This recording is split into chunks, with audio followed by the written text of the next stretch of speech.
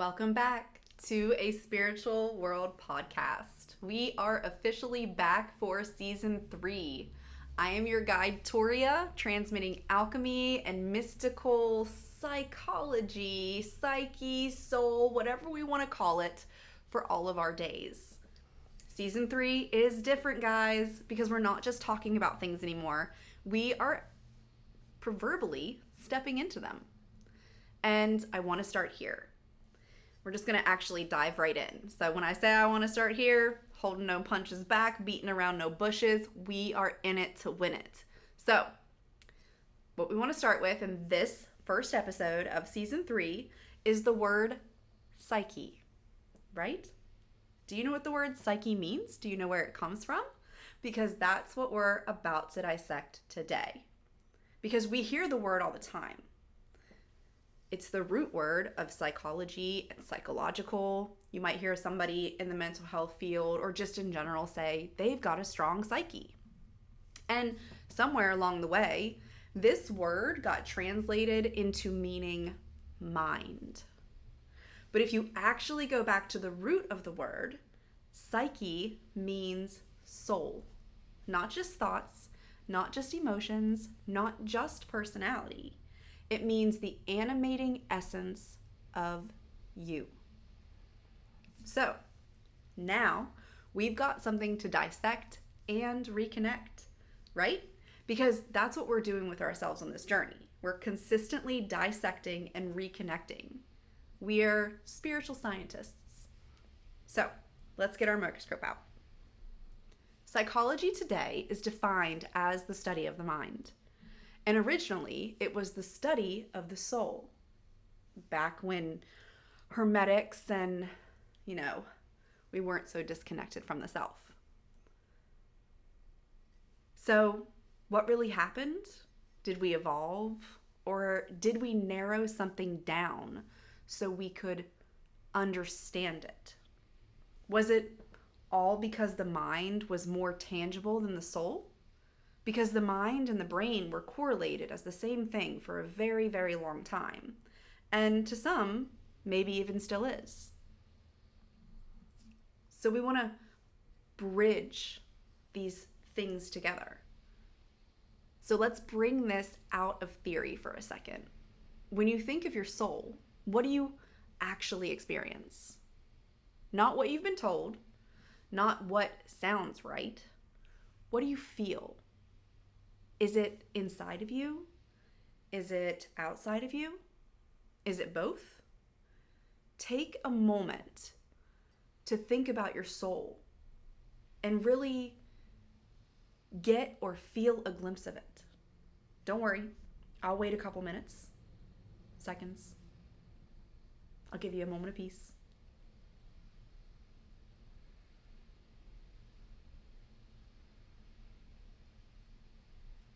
Great.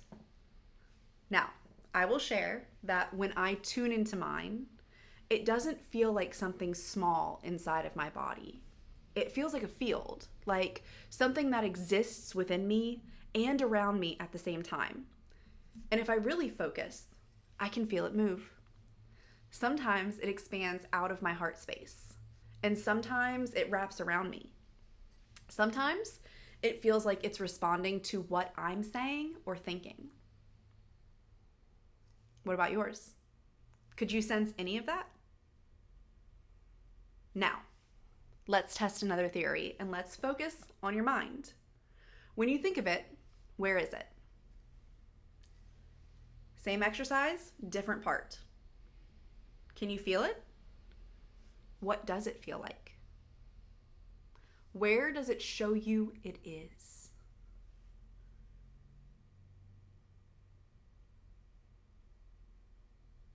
For me, it's like waves emanating all throughout and around my headspace. And for my soul, I felt energy moving all around me and a very specific stream running from my heart outward into what we call the torus field around my body. So now we have to ask, is the torus the soul? Is the mind the soul? Or are they each a mechanism within the soul. Because when we start layering in all these words, higher self, oversoul, spirit, are these all different things? Or are they just different ways of describing the same thing from different angles? Or are they characteristics, layers, or both? One of the simplest ways I've been able to understand it without overcomplicating it is this. Your body is the anchor. Your mind is the translator. Your field, that torus, is the filter. And your soul is the intelligence organizing it all and responding to it all based on previous experiences and programming, which then, guess what, circles us back to the body, mind, and field.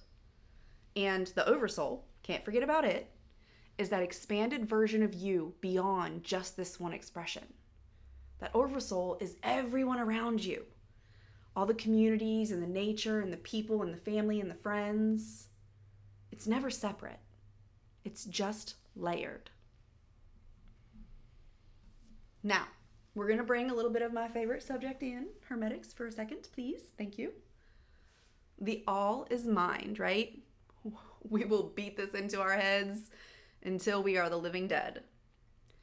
So, the all is mind. Is the mind creating the soul then? Or is the soul expressing through the mind? What do you think? I don't think there's any wrong answers, that's for sure. And what I've come to through experience, not just belief, is that the mind feels more like an interpreter, a transmitter, a communicator, a linguistics major. The soul is the signal that the mind translates. And thought is the language that makes it visible. So when we say things like, you create your reality through your thoughts, what we're really saying is, your soul is impressing itself into reality through the medium of mind. And this is where things split a little in the real world, maybe. Because we have science and we have gnosis. Science says, prove it, baby. And gnosis says, experience it. And throughout history, there have always been people who trusted that direct experience. Mystics, seers, witches, oracles, druids, prophets, wizards, all different names, all the same currents. Not because they all believed the same things. It was because they all trusted what they knew internally before it could be proven externally. And then we have the rest of the world that says, I'll stand beside it when it's proven. And neither is wrong. They just move at different speeds. And they move at different speeds based off of the soul's experiences and programming. It's not just the programming of societal paradigms and genetics. It's also the programming of our blueprint before we even enter physical form. As within, so without, as above, so below. Everything reciprocates and mirrors. So, now we come back to this. Are the soul and the mind the same thing, or are they different? And maybe the better question is, are they two parts of the same system? Because your mind can question, it can doubt, it can analyze. Your soul doesn't really argue. It just is. It moves, it knows, it responds, it expands and contracts, it connects. So maybe it's not that they're identical, and it's not that they're separate. It's that they are interdependent. The soul initiates, right? Think about our blueprint and how we're meant to meet certain people along the way that help our soul's evolution. And so if the soul initiates, then the mind translates those experiences as they're brought into our present reality. And you, as the human, spiritual, perfect being that you are, live it. And then there's the question of, why do some people even think like this? Why do some people feel into this and others don't, right? Because I'd love it if I maybe knew more people that thought and think and dissect and reconnect like me in my physical hemisphere. But like you've probably experienced the burdening of awakening in isolation at some point in time or another.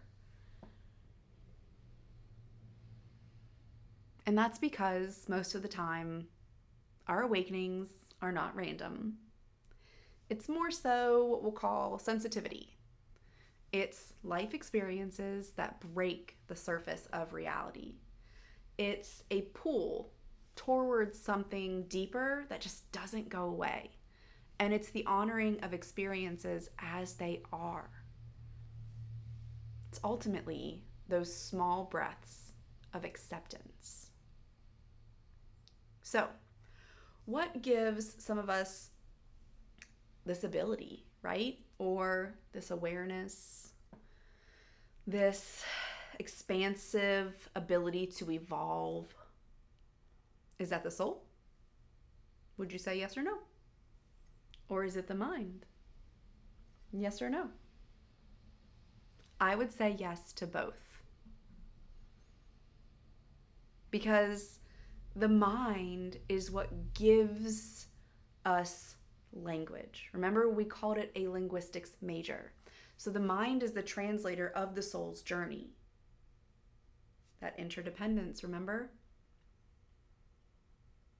It's all right there. So today, I've given you a lot of questions, a lot of dissection, and it's all leading somewhere, I promise. But today, this is where I want to leave this, because this part feels just as important as anything else. What if, when we look at the word psychology, the study of the mind, what we're actually touching is a kind of lament? Not in a dramatic sense, not in a broken sense, but in a quiet, ancient way. A kind of hidden grief. The grief of something that was once known as whole, now being studied as if it were separate.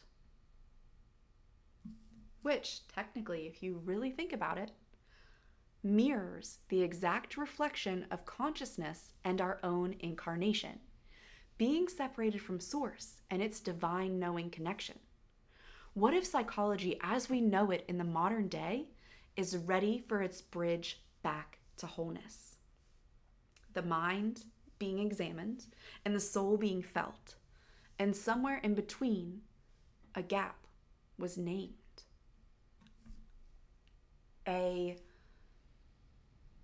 whole or a land was divided. And we've learned to live inside that gap this whole entire time. We learned to think about ourselves instead of thinking from ourselves.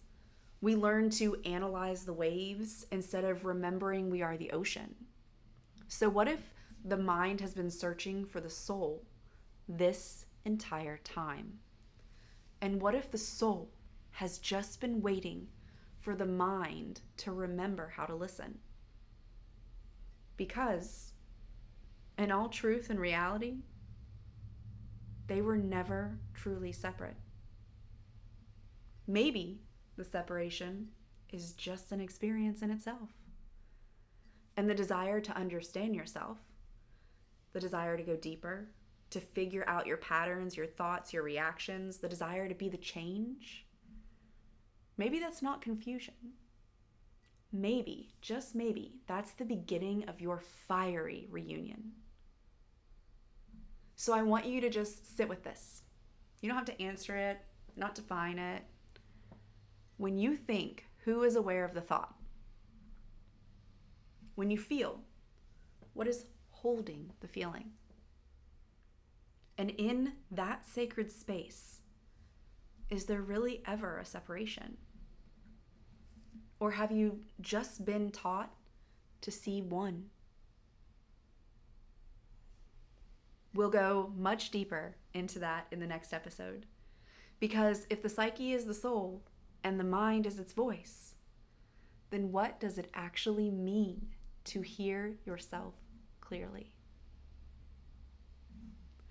Until next time, this is Toria signing off. I'm so grateful that you're here, and I wish you many blessings along your journey. Namaste today and always. And for future references, my website is now launched and up. You can find it at aspiritualworld.com. I do have some one-on-one offerings, and I'm working on providing some course segments and coaching. And if you're looking for all the free offerings, you can find those at my YouTube channel at A Spiritual World. Except for the Mind Reset Workbook. That is a freebie that is available on the website. So you can go to it, sign up for my email list, and get that amazing workbook. I always appreciate feedback. I always love to hear any of the answers that you would like to share from the podcast episode. So feel free to email me at iam@aspiritualworld.com. Until episode 2, be well.